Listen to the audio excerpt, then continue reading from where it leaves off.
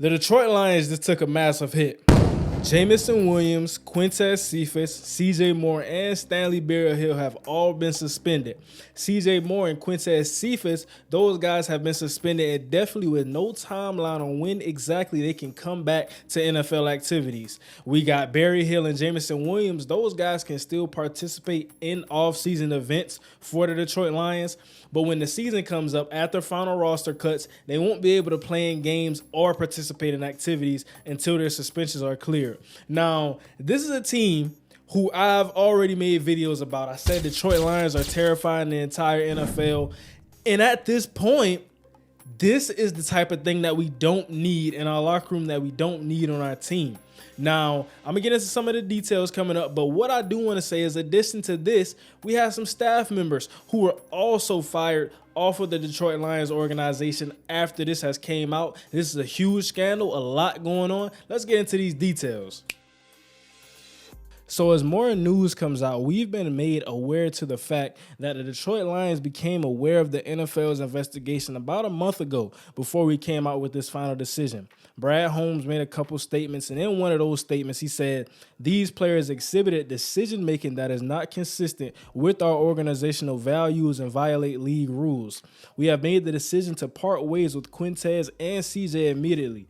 We are disappointed by the decision-making demonstrated by Stanley and Jamison and will work with both players to ensure they understand the severity of these violations and have clarity on league rules moving forward." So what exactly does this mean for the Detroit Lions? Why did Quintez Cephas and CJ Moore get suspended indefinitely when Jamison Williams and Stanley Berryhill get suspended for 6 games? Well, the difference between the two suspensions is that Jamison Williams and Stanley Berryhill, those guys betted on non-NFL activities, and Quintez Cephas and CJ Moore, they betted on NFL activities. So as we can expect and as we can kind of think, the NFL takes that a bit more serious when we're betting on our own. Jamison Williams' representation, Alliance Sports, released a statement on his apology.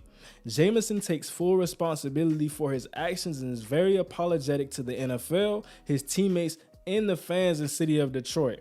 However, it is important to note that Jamison's violation was not for betting on football, but rather due to a technical rule regarding the location in which the online bet was placed. Now, if you don't know, you cannot bet on NFL or anything inside NFL facilities or on NFL facilities. So that's kind of what we're talking about here. And as we get into further in the statement, and this is a bet that was placed which would otherwise be allowed by the NFL outside of the club's facility.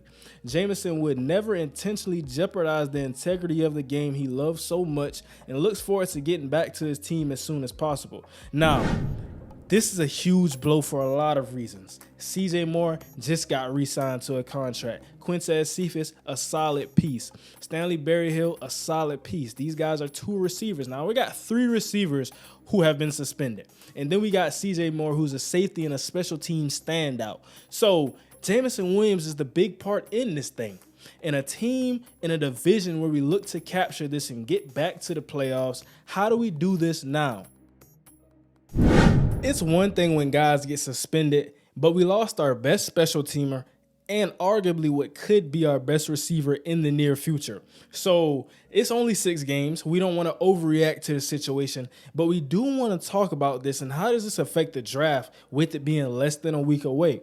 This is a team who I thought could potentially add a receiver in that room. Still got Josh Reynolds, Amon-Ra St. Brown, we got Khalif Raymond, and we got Marvin Jones Jr. I think that's the core with Jamison Williams. Now, we had a little bit of depth in that room.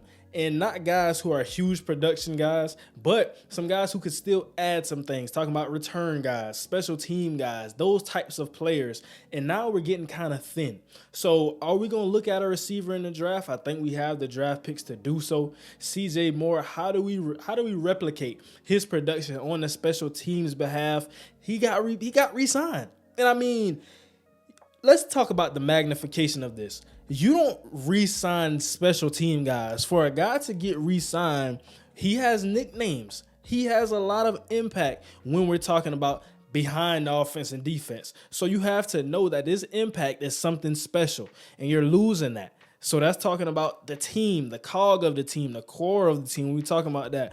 And Brad Holmes, I know with these guys, it was never intent on doing this, but you just got to be careful. We just saw the Calvin Ridley situation. He just came back. We have to learn from these things and just be a bit more careful. Now, with Jameson Williams, Barry Hill, we're talking about something that outside of that premises, outside of that facility, wouldn't be shunned upon for a suspension by the NFL, but it's just those critical things. And when we talk about football games, now with the Detroit Lions, we could have made the playoffs last year. And it was the little things, those critical things that cost us because we beat the Packers. We should have been a playoff team. The Seattle Seahawks got in. That could have been our spot. We talk about early on in the season, some of those games we could have just won. It's a game of inches. And when we get into critical, intricate details like this is that 1 yard. This is fighting through that block. This is fighting through falling forward on that first down. It's just a culture thing.